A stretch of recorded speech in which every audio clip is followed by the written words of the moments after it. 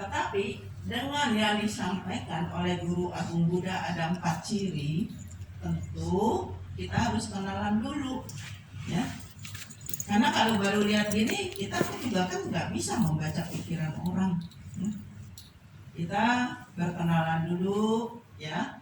Lalu kita lihat gelagatnya itu. Jadi arahnya mau kemana nih? Pasti tahu. Ya. Ini gelagatnya kok urusannya pinjam duit melulu. Wah ini model, ya. Atau gelagatnya, ini kok orang mau muji-muji terus. Ini ada maunya kemana nih, ya? Jadi kita patokannya ini nih, teman penjilat, ya, senang memuji, ya. Nah kalau menjelekannya kan di belakang kita nggak tahu, ya. Nah kemudian kalau kita ada masalah, ya, kita mengalami gangguan, gimana ya, tetangga saya ini suka ganggu gini-gini.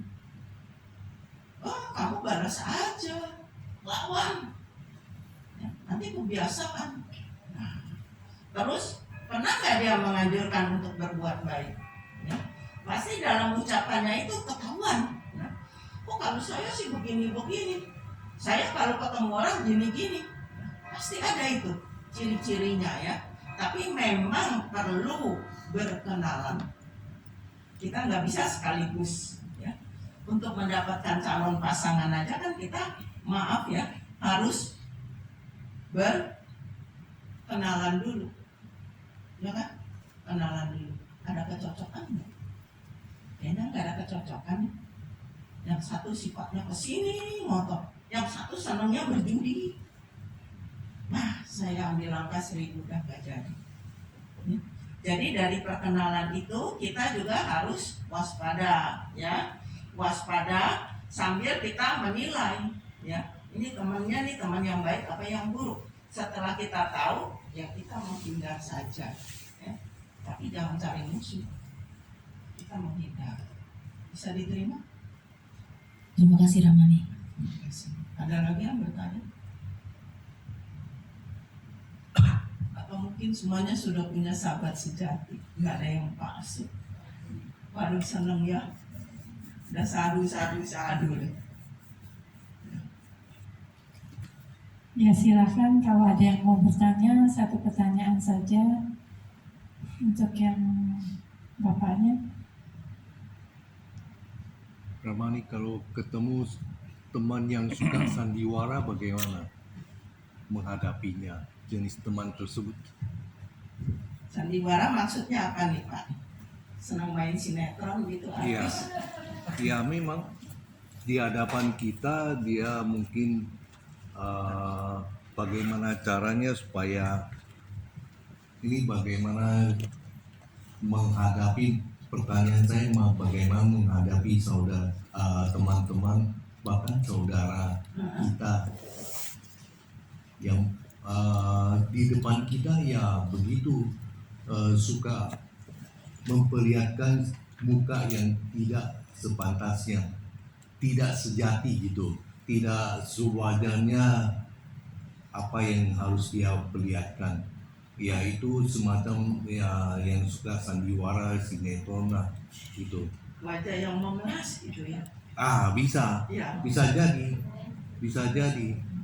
Nah, itu bagaimana caranya kita menghadapinya.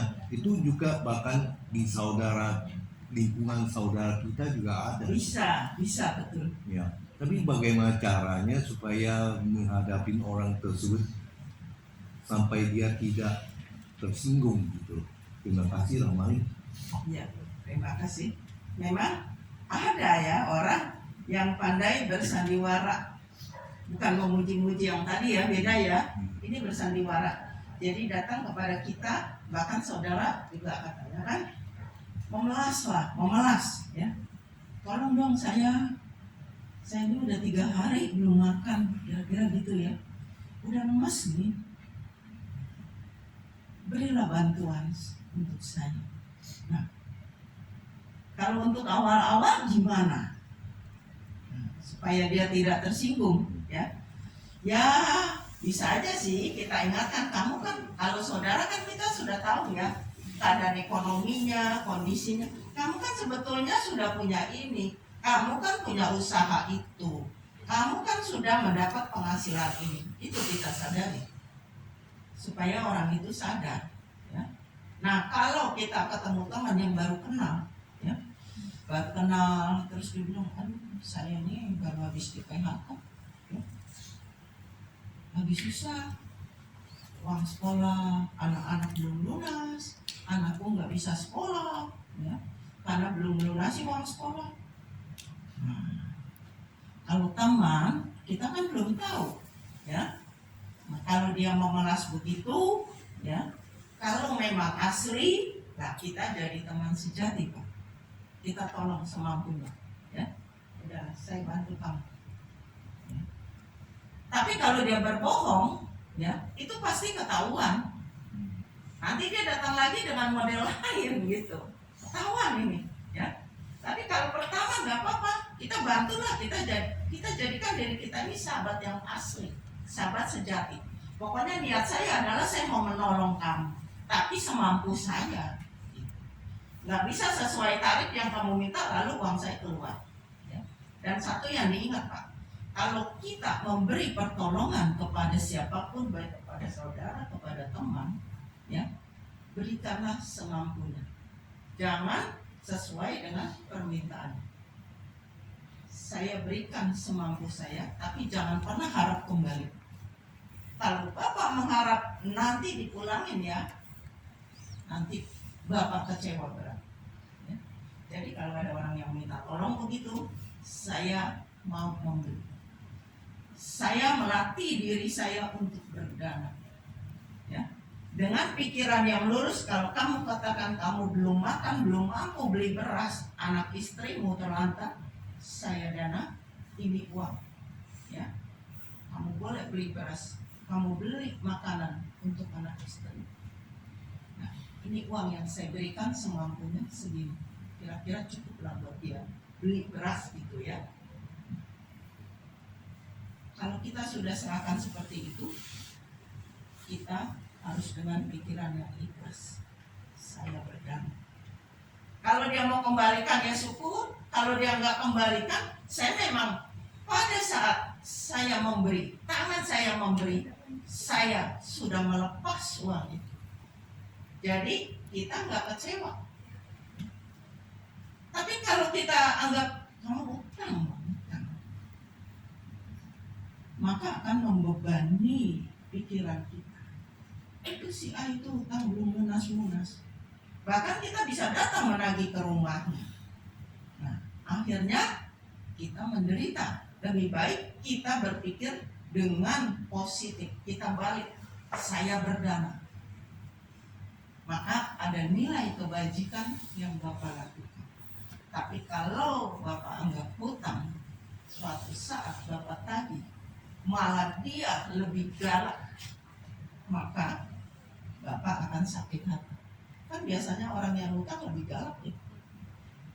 Kalau baru hutang kan baik-baik, pasang wajah memelas luar biasa ya. Itu sistem manajemen dia.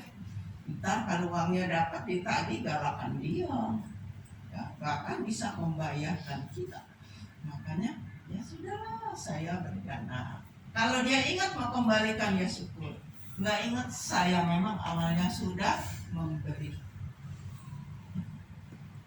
Anata Pindika pernah punya saudara, modelnya kayak Bapak ceritakan ya. Keponakannya itu selalu meminta kepada Anata Pindika. Kita tahu Anata Pindika itu seorang upasaka besar yang sangat dermawan. Tapi dia punya saudara, entah keponakan atau apa, ada satu yang memang kurang baik. Dia datang kepada Anata Pindika, tolonglah saya susah ini, keluarga saya menderita. Anata Pindika diberi. Enggak dianggap utang ya, diberi. Datang lagi kedua kalinya, bantulah saya, dibantu dengan pesan, kamu harus berusaha berjuang, jangan meminta-minta seperti ini. Jadi dibantu oleh Anata Pindika itu sekalian untuk modal usaha, bukan untuk modal dia makan dan bermalas-malasan. Ini untuk usaha kamu, kamu perjuangkan untuk kehidupan. Ternyata yang ketiga kali minta lagi dan di stop sampai 3 kali saja. Anata Pindika menolong sampai 3 kali, selebihnya tidak akan lagi dibantu, tertutup. Dan ini adalah suatu pelajaran yang sangat baik. Karena kalau diberi lagi, bisa sepanjang hayat hidupnya dia meminta terus. Ya. Jadi diberi batasan. Dan Anata Pindika memberi itu yang sesuai sekiranya bisa untuk modal dia. Ya, kalau dia memang betul-betul berlatih, berjuang, ya, ulet, dia bisa. Tapi karena uang itu disalahgunakan, tentu dia akan gagal lagi. Dan apalagi kalau setiap kali datang diberi, maka ada harapan, buat apa saya capek-capek cari uang, saya mengumpulkan untung sedikit-sedikit, toh paman saya kaya, nanti saya minta lagi. Ya, begitu ya Pak ya? Biasanya Ramani yang susah dihadapi itu saudara. Nah, saudara seperti istri paman, asal datang aja sandiwaranya, aduh. Tapi kita karena punya pengalaman, asal dia datang besok rumah bisa melayang, kita jadi tegang gitu berhadapan dengan orang gitu. Sertifikat entah melayang lah kemana lah gitu. Ada Bentar, satu. Pak, saya stop. Rumah bisa melayang maksudnya apa tuh? Itu karena dia seperti sandiwara datang seperti hehehe. Itu pertanda besok rumah, karena rumah itu belum dipisahkan, dibagi oleh kakek saya gitu. Asal datang ya, Iya. rumahnya bukan rumah petakan lah gitu. Rumah itu rumah keluarga besar ya? strategis ekonomi gitu. Iya. Tapi itu rumah keluarga besar. Ya itu makanya salahnya di kakek itu belum ada pemisahan belum ada warisan. Pemisahan. Jadi dia datang besok itu ada saja rumah melayang gitu. Ya itu bagaimana menghadapi itu, memang ketegasan Anata Pindika itu memang harus dipakai. Iya. Tapi kadang-kadang kan papi saya juga itu anak pertama, karena dia juga harus menjaga adik-adiknya gitu. Yang susah dihadapi itu istrinya, itu istri dari adik-adiknya itu. Masa datang aja muka sandiwara begitu, manisnya minta ampun ngomongnya. Kita jadi tegang nih, besok pasti ada yang melayang dulu. Pasti besok ada yang hilang Ya. ya. Kalau dia menunjukkan wajah manis ya. Ya, itu asal datang aja ada bencana gitu. Nah, Itu mesti penegasan seperti Anata Pindika. iya. Ya kalau jalan untuk penyelamatan sih, itu rumah bukan atas nama dia pribadi kan? Ya itu masalahnya. Nama dia? Belum. Itu sebenarnya namanya itu nama papiku. Tapi papiku karena pesen dari papinya juga. Kakek saya untuk menjaga adik-adiknya sebagai abang tertua di keluarga. Jadi dia nggak tega melihat kalau ada adik-adiknya menderita. Semua juga dibeli rumah, bukan rumah di Indonesia, di Hong Kong, Singapura gitu, yang tanahnya pasti mencapai ratusan miliar gitu. Itu nggak tahu deh bagaimana menghidupinya, pusing. Iya. Sampai bisa habis Ya. Iya. ludes. Turut prihatin ya. Ya. Jadi dia itu tidak punya pekerjaan, hanya menghabiskan warisan atau harta orang tua gitu, atau gimana ya? Ya itu Dalam kehidupan dia sehari-harinya. suka ke kasino juga itu. Oh iya, pantas ya berjudi. Tempat 5 itu sampai 45 rumah itu ludes di tangan dia itu. Ya itu makanya itu kalau ketemu saudara begitu susah dihadapi. Kalau teman kan kita bisa itu ya, Ya, kita bisa bisa putus ya. ya ketus-ketus. Kamu udah jangan datang lagi. Ya kita bisa usir nih Ya. saudara lo, ada hubungan Saudara. darah lo, bukan hubungan perkawinan lo. Iya. Nah, Ini saudara. apalagi ada titipan pesan dari kakek ini untuk jaga adik-adiknya. Ini nggak gampang itu. Tapi adiknya ini nggak bisa dijaga, ini liar kan. Nah itu bagaimana menghadapi bukan Ya. teman lagi loh, saudara penjilat. Terima kasih Laman. Ya, terima kasih. Saya juga cukup prihatin ya kalau memang saudara yang betul-betul menempel di dalam keluarga kita kayak begini. Ya memang sih kalau menurut saya ya diambil tindakan yang tegas ya mau nggak mau ya. Karena nanti bisa ketarik semua loh. Akibat perbuatan dia Iya, ya bisa keseret semuanya itu. iya. Jadi kalau memang perilakunya dia sudah punya keluarga ya, Namanya udah punya istri anaknya.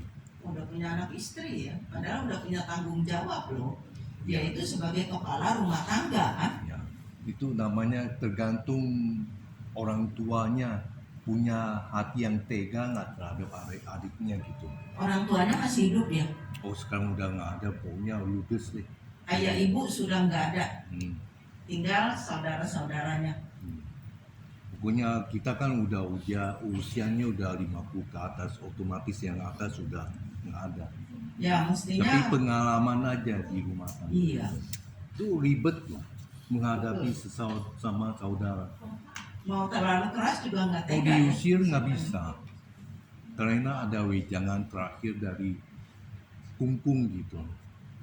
Ya melindungi adik-adiknya. Nah, itu Ya tapi kalau yang pantas dilindungi, kalau yang tidak pantas dilindungi malah Nah, itu. yang lain akan terseret. itu Ya kan? tergantung ketegaan dari seorang yang memegang kuasa. Kalau dia tega-tega sama adik kandung sendiri bisa aja. Ya seharusnya sih ambil jalan yang bijak ya, bijaksana, dikasih ultimatum. Ini sih saya sekedar memberi pandangan ya, karena kan saya nggak tahu persis di lapangan, ya Pak ya. Jadi dikasih ultimatum dulu, kamu harus bisa berubah nggak? Jangan lagi masuk ke kasino, jangan berjudi, kamu berjuang mencari nafkah dengan mata pencarian benar. Dan ini warisan ini seharusnya kamu pelihara, kamu jaga. Nah kalau kita berpegang teguh kepada pesan dari mendiang kakek atau orang tua ya, ini anak juga sudah melanggar Pak. Dia tidak menjaga warisan orang tua ya. Jadi Buddha juga sudah menjelaskan kewajiban anak adalah memelihara tradisi, terus menjaga warisan orang tua. Dia sudah tidak menjaga warisan orang tua. Jadi kalau saudara-saudaranya bertindak tegas, kalau menurut saya itu lebih baik. Atau rumah itu dijual, dibagi rata. Ini bagianmu, kamu bawa dan jangan pernah datang lagi. Semua udah dapat bagian, ya. Sekian persen, sekian persen, sekian persen. Dan bagian kamu itu kamu harus kelola dengan baik. Kalau sampai habis tidak ada tempat untuk meminta. Mungkin dengan cara seperti itu jalan terakhir untuk menyelamatkan, karena tadi rumah di Hong Kong di mana sudah keburu habis ya, ludes ya. Mungkin dengan cara cara seperti itu kita ambil jalan jalan yang bijak untuk menyelamatkan saudara-saudaranya yang lain. Kalau enggak, semua warisan itu akan dihabiskan oleh dia dan saudara yang lain nggak kebagian. Ya, itu susah itu. Kalau temannya kita masih punya Betul. ketegangan hati untuk usir dia. Iya, betul. Nah, tapi untung ada adik papi yang sukses banget. Bener-bener kaya. Dia beli banyak itu tanah, dan pokoknya tanah dari Jungkook. Waktu Jungkook masih belum jaya-jayanya dia beli banyak kan. Ya. Tapi itu orang ada yang sukses, ada yang boros, tapi yang sukses itu satu. Yang boros-boros itu banyak, tapi yang sukses itu sukses banget. Ya sederetan dengan orang-orang konglomerat di Hong Kong, tapi dia nggak suka pamer. Rumahnya ada di mana-mana. Dia nggak ngambil harta, dia adalah tapi nggak sampai menghabiskan. Dia bisa otaknya yang cerdas. Iya. Ada yang satu ini yang suka merongrong ini, apakah udah dia mati, juga? orangnya udah mati. Oh, udah mati. Ya kita aja yang ponakan aja udah mau 60 tahun, yang dia pasti udah mati. Ya cuma kita pengalamannya pokoknya bagaimana ini teman masih bisa kita usir, saudara gimana usirnya. Apalagi saudara sekandung ya. Nah saudara Tidak tega kalau diusir, jadi kepikiran kemana dia. Ya memang inilah ya. Berkumpul dengan orang yang tidak disukai adalah duka. Berpisah dengan orang yang dicintai juga duka. Ya, ini sebetulnya adalah bagian dari karma kita. Ya, bagian dapat teman yang suka merongrong, suka membuat kasus dan macam-macam. Ya, mungkin ada teman lain yang bisa memberi masukan. Ada masukan untuk mengatasi kalau saudara yang seperti ini, saudara sekandung lagi.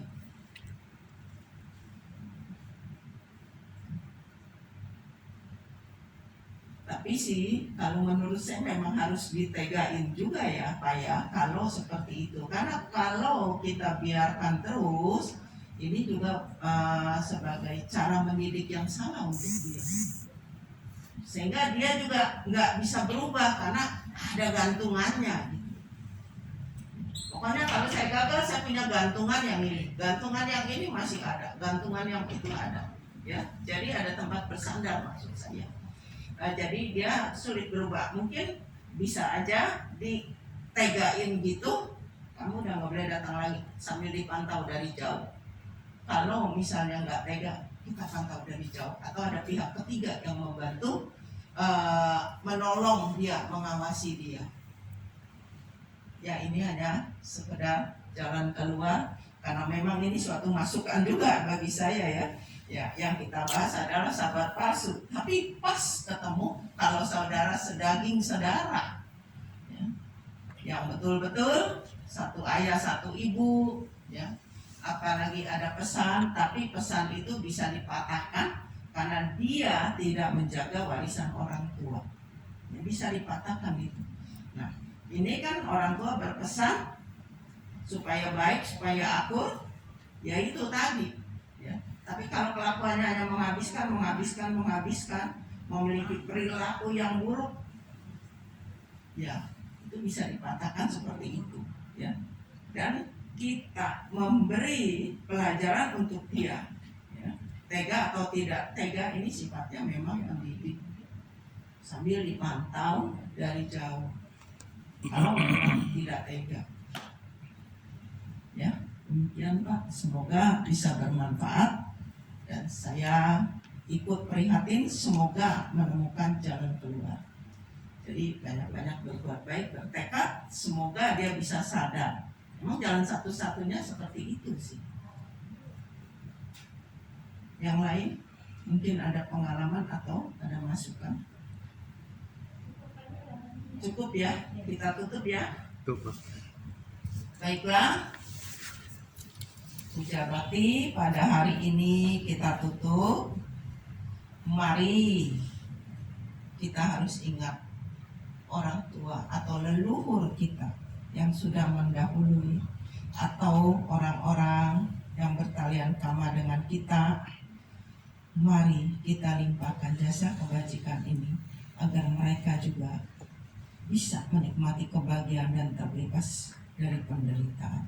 Juga para makhluk, para dewa di sini semoga ikut bergembira, semoga dapat memetik manfaat dari pembabaran Dhamma Guru Agung kita. Mari kita renungkan dengan sungguh-sungguh. Idang wonya tinang hotu, sukita hontunya tayo. Idang wonya tinang hotu, sukita hontunya tayo. Idang wonya tinang hotu, sukita hontunya tayo. Semoga semua leluhur kami, semoga semua makhluk turut berbahagia, terbebas dari segala penderitaan. Sabisata bawantu sukitata. Semoga semua makhluk berbahagia. Sadu, sadu, sadu. Terima kasih. Selamat sore.